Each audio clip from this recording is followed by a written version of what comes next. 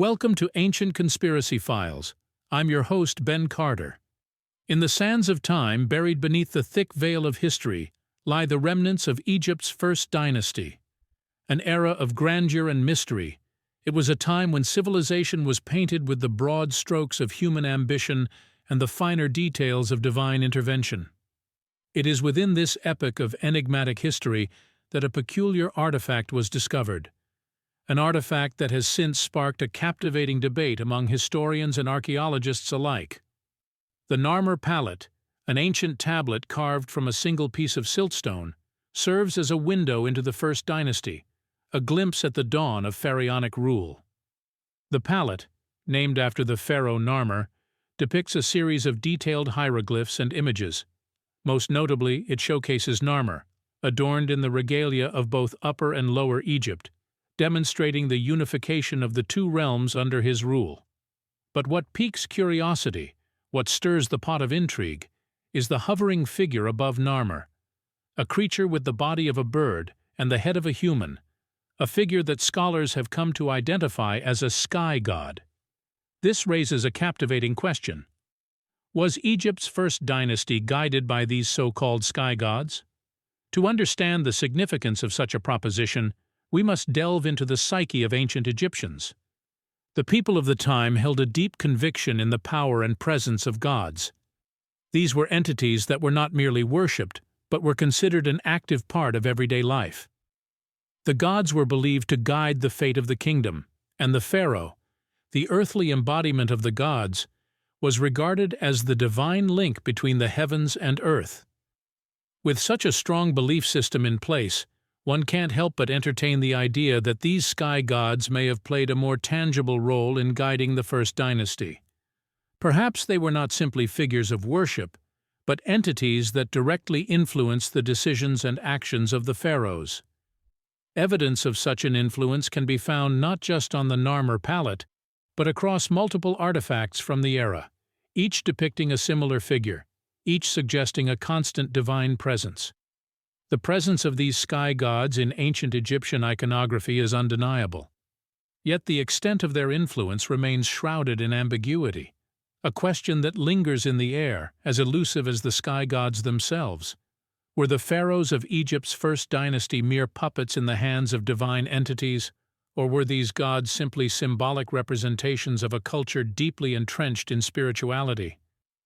As we unravel the threads of history, perhaps we'll stumble upon the answers hidden in the sands of time. To fully grasp the intensity of this question, it is essential to dive into the tapestry of ancient Egypt. The civilization was nestled along the fertile banks of the Nile, a river that breathed life into the arid sands, giving birth to a civilization so grand it still captivates us today. This was a world that thrived in the Bronze Age, an era where tools and weapons forged from copper and tin ushered in a period of increased productivity and innovation. The society was structured around a strict hierarchy with the pharaoh at its apex. As the divine link to the gods, the pharaoh was not only a political leader, but a religious one too, with power that was considered absolute. The pharaoh's word was law, and his actions were believed to be guided by the will of the gods themselves. Enveloping this society was a religion steeped in mythology, a rich tapestry of gods and goddesses, each with their own domains and responsibilities. The ancient Egyptians revered the sky gods, one of which was Horus, often depicted as a falcon or a man with the head of a falcon. He was the god of the sky and the symbol of divine kingship. His image often graced the pharaoh's crown, signifying the ruler's divine right to rule. The civilization was technologically advanced for its time, with astonishing architectural feats like the pyramids and the Sphinx, which still stand as a testament to their ingenuity. Their writing system, hieroglyphs, was a complex system of symbols that provided a rich medium for recording and expressing ideas. Through these hieroglyphs, we glean insights into their belief system and their reverence for the sky gods. The culture of ancient Egypt was characterized by the blending of the spiritual and the mundane. Festivals honoring the gods were frequent, and offerings were made to gain their favor. The sky gods in particular were believed to hold sway over the elements and were invoked for protection, guidance, and prosperity.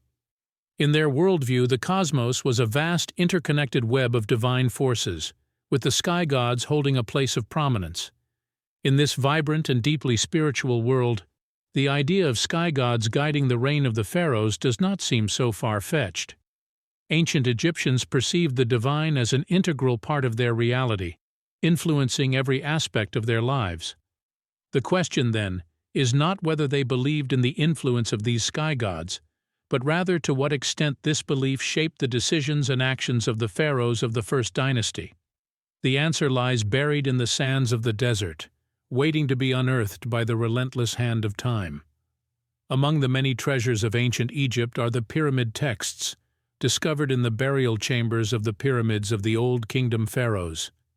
These texts, inscribed on the walls of the pyramids, are the oldest known religious texts in the world, dating back to around 2400 BCE.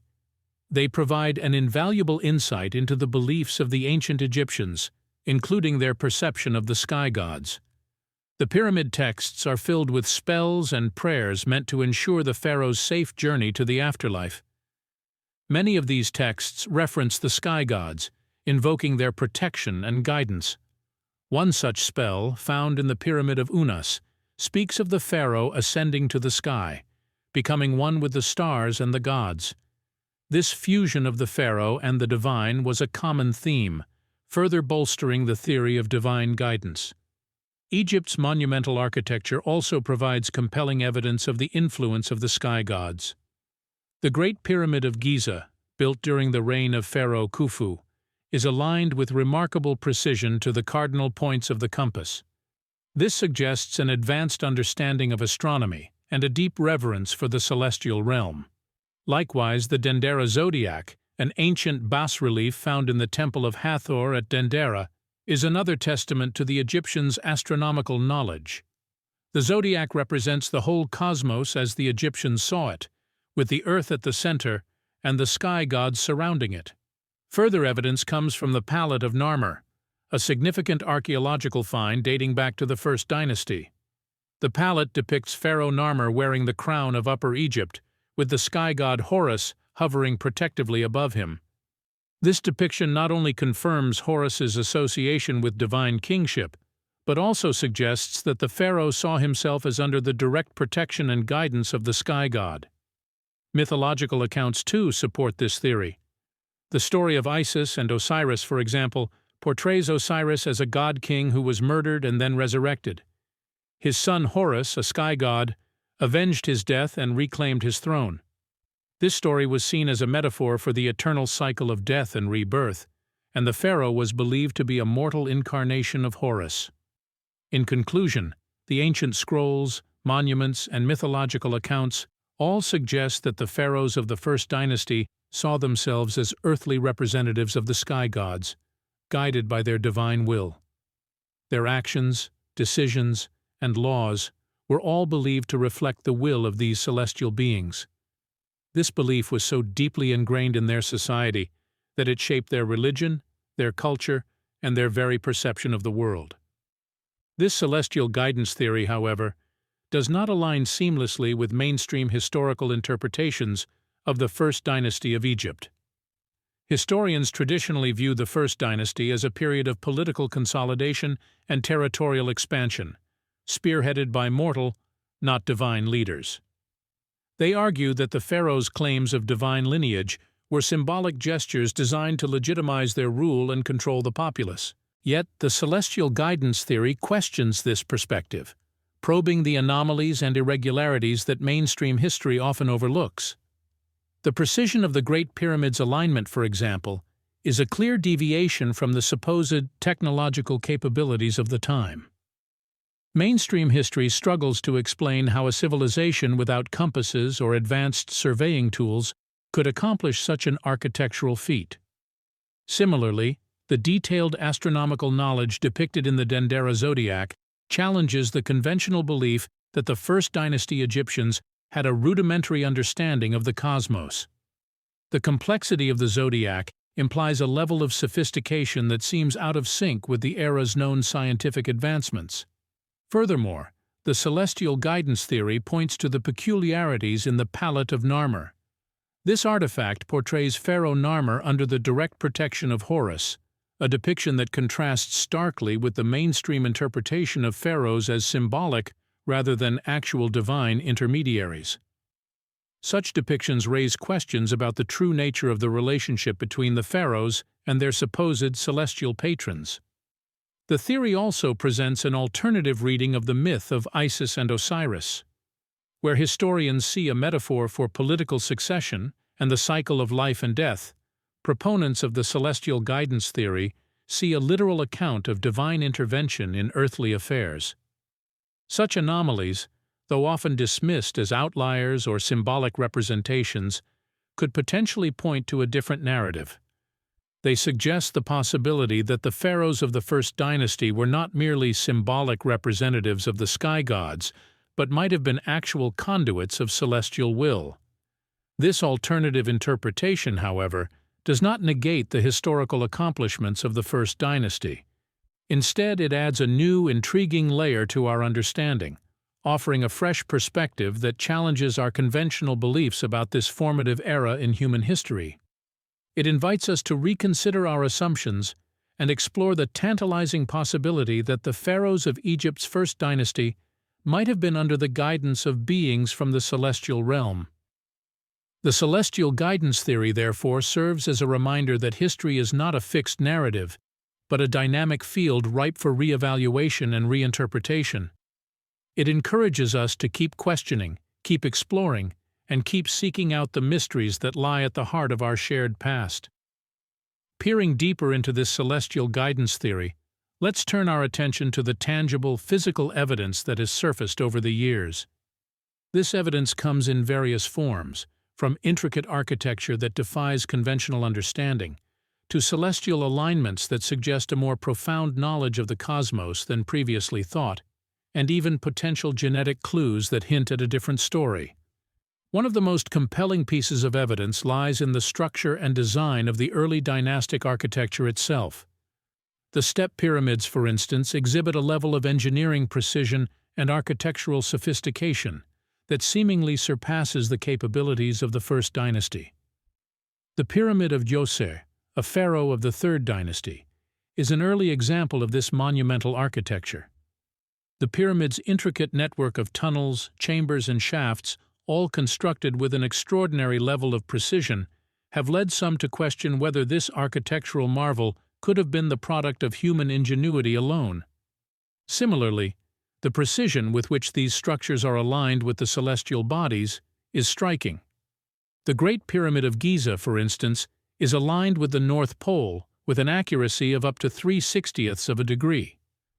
This level of precision, which is consistent across many of the pyramids, suggests a deep understanding of astronomy and geometry that appears to be beyond the capabilities of the civilization at that time.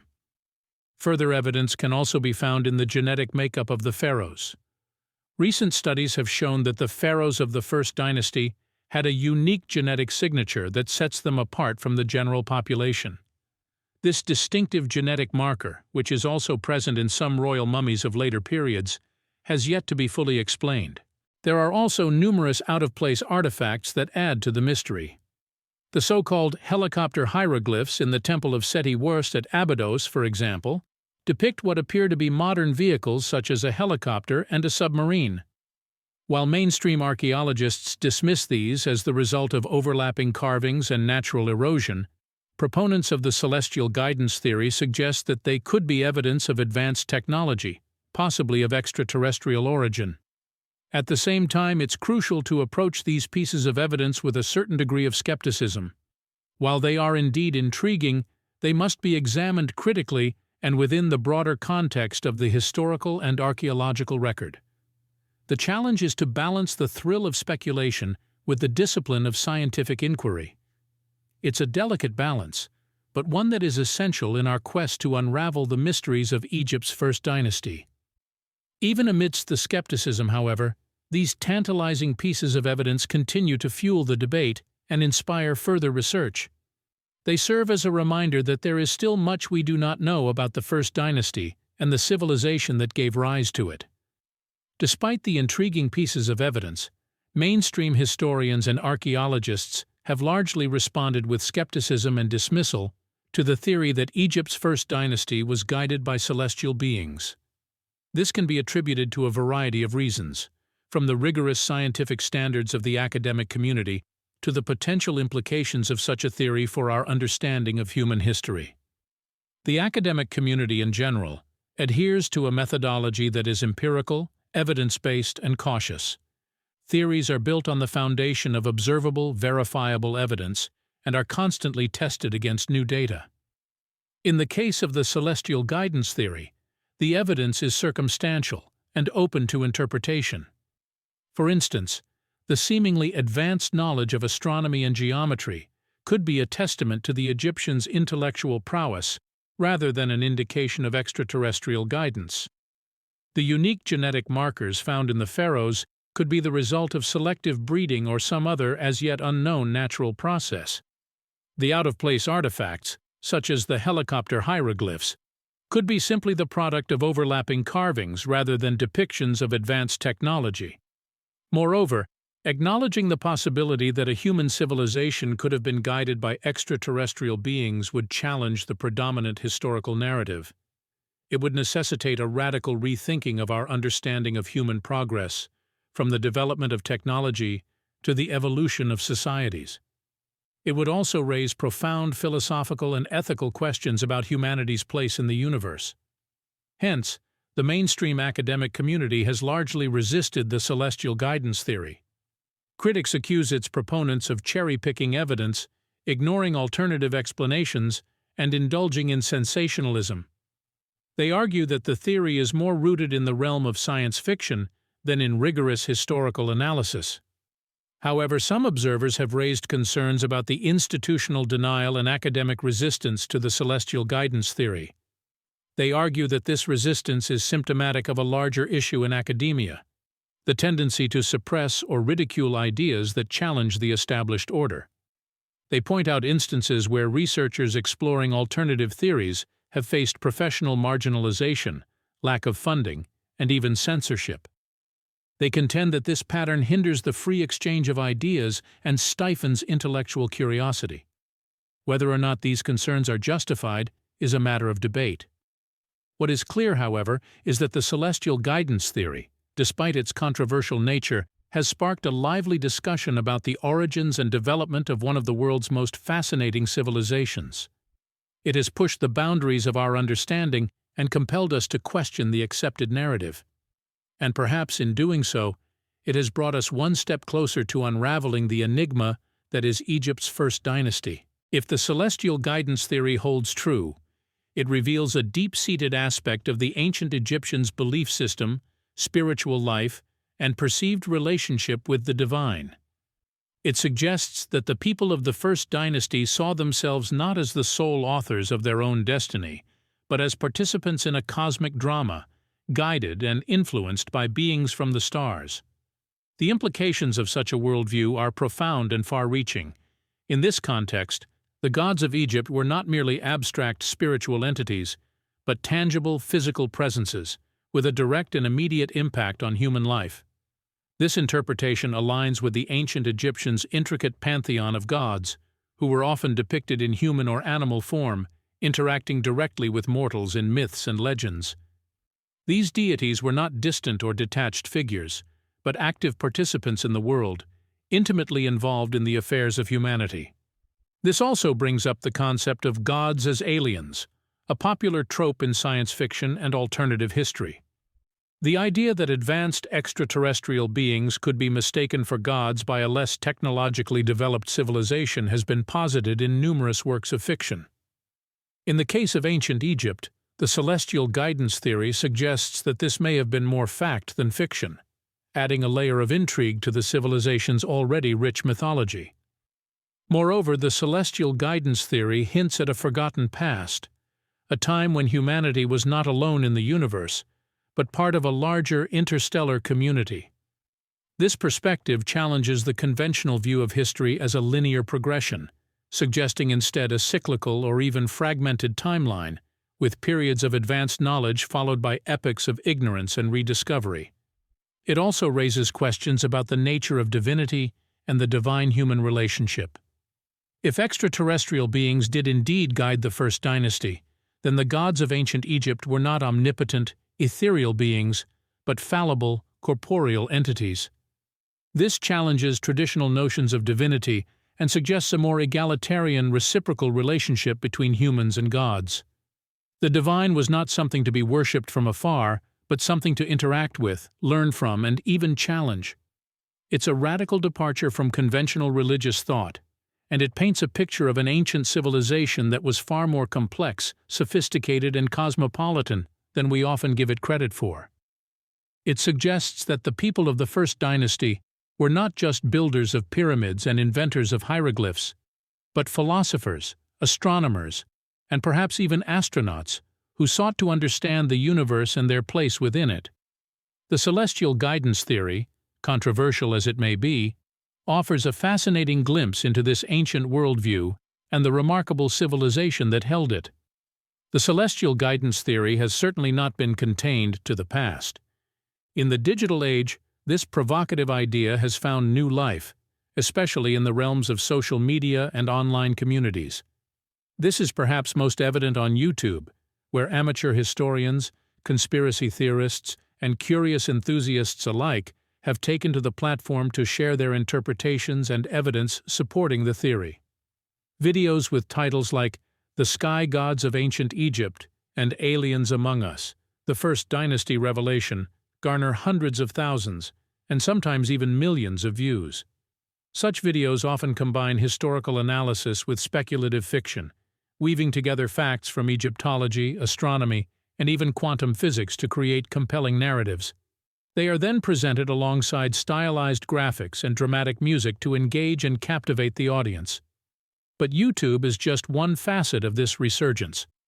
Online forums and discussion boards dedicated to alternative history and extraterrestrial theories also abound.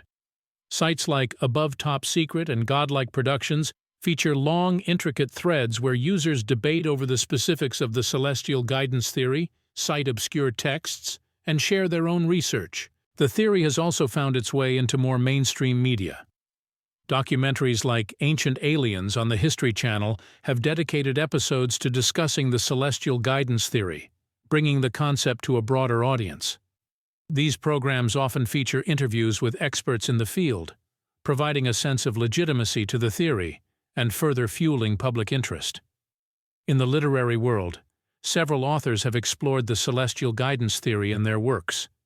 Books like Chariots of the Gods by Eric von Daniken and The Sirius Mystery by Robert Temple present detailed arguments in favor of the theory, analyzing ancient texts and archaeological findings through the prism of extraterrestrial intervention. These various platforms have allowed the celestial guidance theory to spread and flourish, capturing the imaginations of millions around the world. The idea that the first dynasty of Egypt might owe its grandeur and advancement to beings from the stars is not just a fascinating concept, but also a testament to our enduring fascination with the unknown. Yet, as much as the theory has gained traction, it has equally been met with skepticism. Many historians and scientists dismiss it as pseudoscience, arguing that it is based on conjecture and misunderstanding of the evidence. They caution against the romanticization of ancient civilizations, warning that it can lead to a distortion of historical facts and undermine the achievements of our ancestors. The celestial guidance theory, therefore, represents a broader debate about the nature of history, knowledge, and truth. It has become a cultural phenomenon that reflects our collective curiosity and desire for understanding, a testament to our unending quest to unravel the mysteries of our past and the cosmos that surrounds us. The celestial guidance theory is a fascinating concept, but it's just the tip of the iceberg when it comes to the more esoteric and fringe interpretations of Egypt's first dynasty.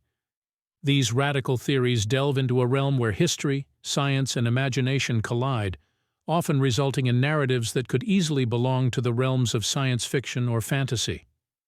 One such theory suggests that the ancient Egyptians were not just guided by extraterrestrial beings, but were direct descendants of them. This theory posits that these so-called sky gods were an advanced alien race that interbred with humans, creating a royal bloodline of non-human origin. This bloodline, proponents argue, was responsible for the remarkable advancements seen during Egypt's first dynasty. The evidence backing this theory is largely interpretative, derived from the intricate carvings and hieroglyphics found in ancient tombs and temples. Some enthusiasts point to depictions of humanoid figures with unusually elongated skulls or larger-than-average eyes as indicators of non-human ancestry. Others highlight the frequent representation of stars and celestial bodies as further proof of a connection to extraterrestrial beings. A more radical offshoot of this theory even contends that the ancient Egyptians had access to advanced technology, gifted to them by their alien forebears. Proponents of this theory point to the precision and complexity of the pyramids and other architectural marvels of the First Dynasty as evidence of technology far beyond what would have been possible with the tools and knowledge available at the time. Then there are those who believe that the ancient Egyptians could travel through dimensional portals, allowing them to connect with their celestial guides directly. They point to certain hieroglyphics that appear to depict gateways or doors, and argue that these are symbolic representations of such portals. While these theories are undoubtedly compelling, they are also highly controversial. Critics argue that they are not based on empirical evidence, but on subjective interpretations of ancient artifacts and texts. They warn that these narratives can serve to diminish the remarkable human accomplishments of the First Dynasty, attributing them to otherworldly intervention rather than human ingenuity and perseverance.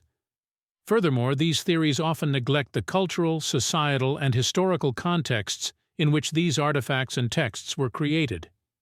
They risk oversimplifying the complex and nuanced civilization that was ancient Egypt, reducing it to an offshoot of alien intervention.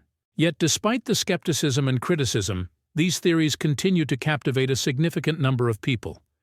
They speak to our innate curiosity, our yearning for knowledge about our origins, and our fascination with the possibility of life beyond our planet. They serve as a reminder of the enduring mystery and allure of ancient Egypt, a civilization that continues to intrigue us thousands of years after its fall. In this winding journey through history and conjecture, we've traversed the expansive desert of Egypt, gazed upon its ancient wonders, and investigated the intricate web of theories that seek to connect the First Dynasty to entities beyond our earthly realm. The journey, though, is far from over. It merely ends where it began, in the heart of a question that continues to provoke thought, stir debate, and inspire further exploration. Was the First Dynasty of Egypt guided by sky gods, by extraterrestrial beings? While the evidence put forth by proponents of this theory is intriguing, it is far from definitive. The ancient hieroglyphics, the celestial symbolism, the remarkable architectural achievements, all these may hint at a connection to the stars, but they do not, in themselves, substantiate the claim of extraterrestrial guidance. The question remains unanswered, shrouded in mystery, tantalizingly out of reach. Moreover, we must not lose sight of the human aspect of this narrative, the sheer strength, ingenuity, and perseverance of the ancient Egyptians. Their achievements, whether influenced by celestial beings or not, stand testament to their remarkable capabilities and their profound understanding of the world around them. They were not merely passive recipients of knowledge, but active participants in their own historical narrative. In the quest for answers, we must also remain wary of oversimplification. Ancient Egypt was a complex and nuanced civilization, its culture, societal structure, and historical context as intricate as the hieroglyphics that adorn its monuments. Any theory that seeks to explain its origins and achievements must grapple with this complexity, not brush it aside. The theory of extraterrestrial guidance, then, stands not as an answer, but as an invitation to delve deeper, to question further, to explore the unknown. It beckons us towards a horizon where certainties blur into possibilities, where history melds with mythology, where the terrestrial meets the celestial. And so, as we leave the sand-swept landscapes of ancient Egypt behind, we carry with us not conclusions but questions. Questions about our origins, our history, our place in the cosmos. Questions that remind us of the vastness of the universe and our enduring quest to understand it. Questions that, like the star-studded Egyptian night, are as confounding as they are beautiful. In the end, the theory of Egypt's first dynasty being guided by sky gods does not offer clear-cut answers. Instead, it challenges our perceptions, rattles our certainties, and invites us to question everything we thought we knew about history. It leaves us to ponder on the mysteries of the past, the intricacies of the present, and the possibilities of the future. It reminds us that the search for knowledge, for truth, is a journey, not a destination. And in that journey, perhaps, lies the true essence of our shared human story. Thanks for listening. This has been another episode of Ancient Conspiracy Files. If you enjoyed today's episode, be sure to follow us wherever you listen to podcasts. And if you'd like to support the show, subscribe to the Forbidden Knowledge Network on Patreon. Subscribe now.